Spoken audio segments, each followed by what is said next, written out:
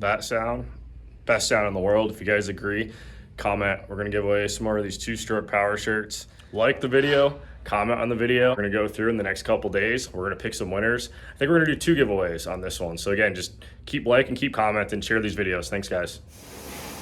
Welcome back. So what do we got going on here today? Some Yamaha action. Yamaha action, all right. Everybody's been asking about this awesome YZ250 project, so we're excited to get going on this bad boy. So you guys can see we already got the frame powder coated and pulled back together. We're just getting our components on there. So custom swing arm, already got the triple clamps on, ready to go. Alex is sliding our axle in, got the spacer set up.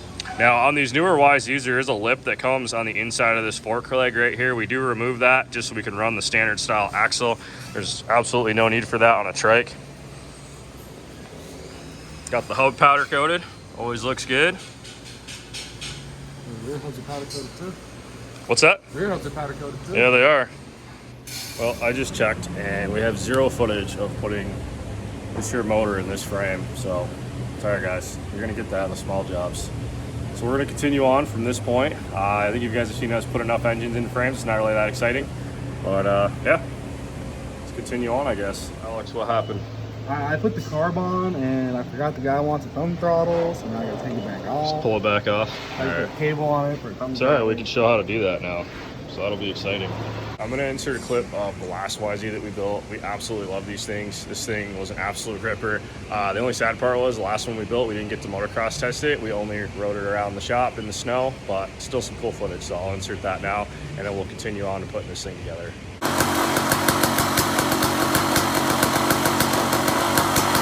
lights on.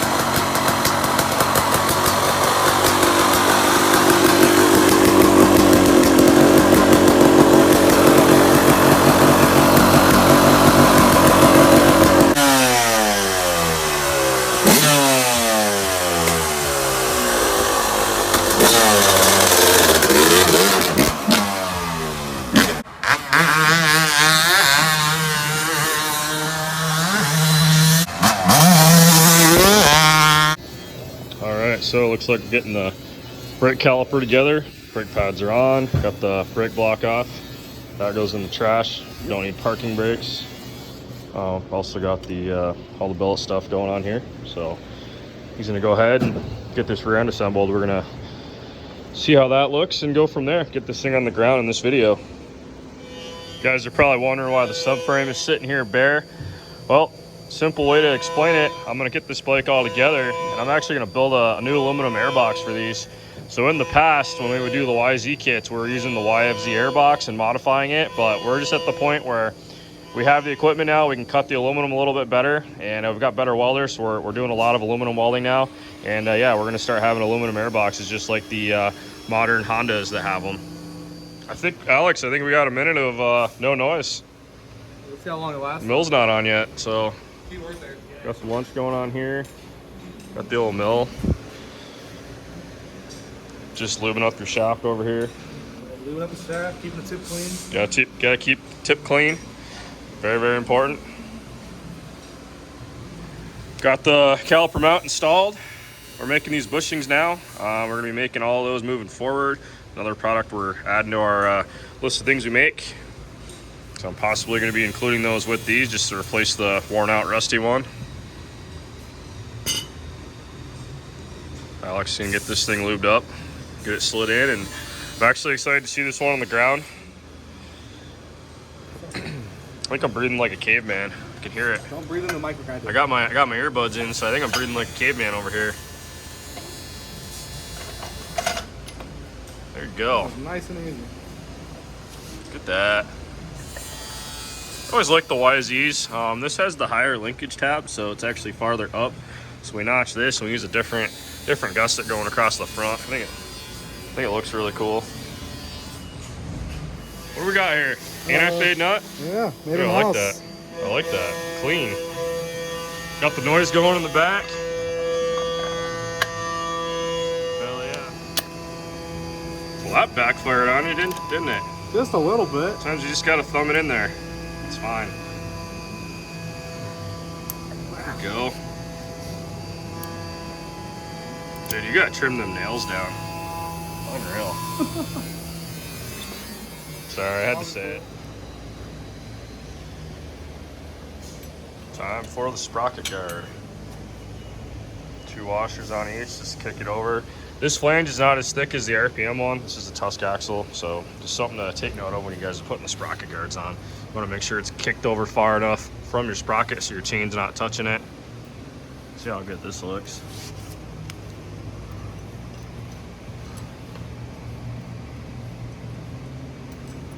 Super clean setup.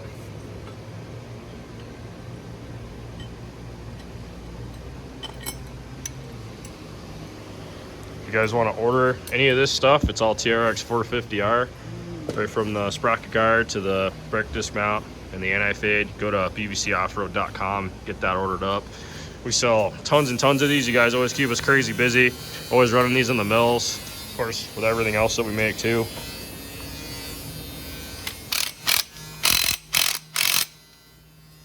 As you guys have seen in our other videos, always crisscross torque these. You don't want to just send it all the way around in a circle. Just literally go tighten one, go across to the other, and go from there. I'm just holding this so the carrier doesn't spin. We're keeping this as high as we can from the swing arm so we don't scratch anything.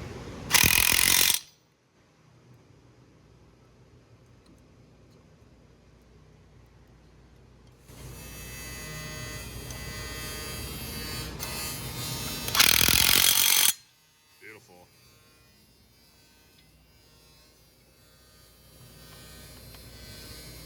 Hold on, take that back out. Cotter keys, got some brand new OEM nuts. Put some grease on these bad boys. Gotta get you the spacers too. Spacer time.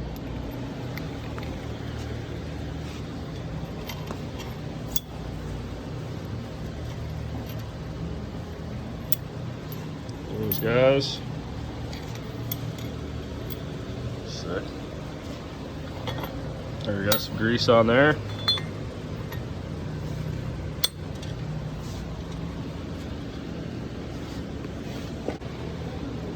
Had a few customers ask me, they go, why is this sharp? And I'm like, well, I call it the saw sprocket guard for a reason. If you guys are running over anything, any obstacles, any wood, really anything, this thing is gonna cut. It's actually gonna dig in and drive you over the obstacle.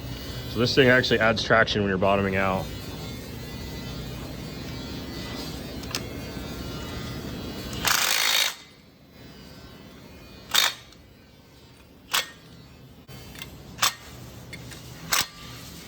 Great. Very important, guys. When you go to put your carrier pinch bolts, I've said it in other videos, but I'm always going to try to remind you guys, 15 foot-pounds on these, nothing more. You don't want to actually compress this completely together. If you do, you basically just bent the back of it.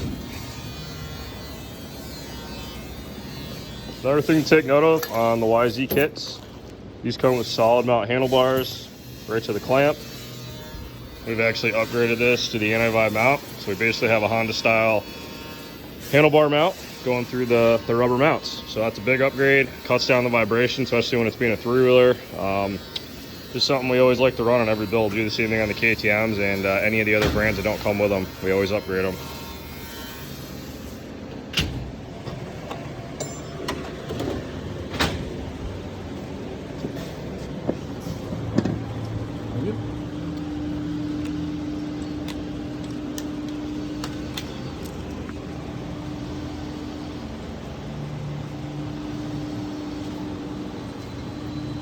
Got the beadlock wheels on here, some sun-off tires. These things have been absolutely awesome. They've always had them in stock. We haven't been waiting like other companies, so we're starting to support these guys as much as we can, like they do when they support us by actually carrying them in stock. So if you guys wonder why we run these, that's the exact reason.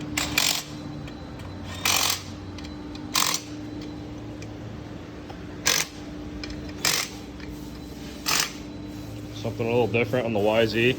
Got the solid mount foot pegs. They have a nice mounting flange on this frame, so if you ever run Nerf bars, these are a little bit better to put Nerf bars on. They're not going to be folding.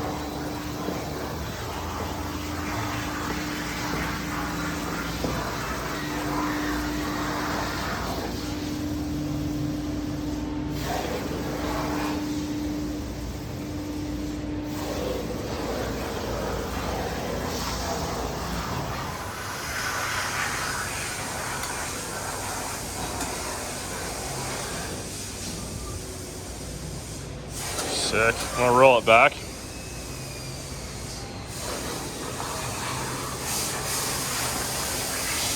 Hell yeah.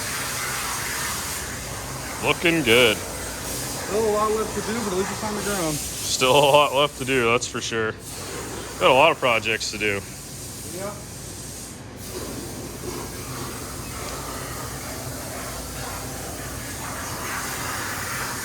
Awesome. All right, guys, that's it. Any parting words? Nope. No? Let's get some more work done. All right. I was like, damn, he really has nothing to say. Cool. On to the next video, guys. Remember, comment, like, and share. Doing some giveaways. Stay tuned for the next video.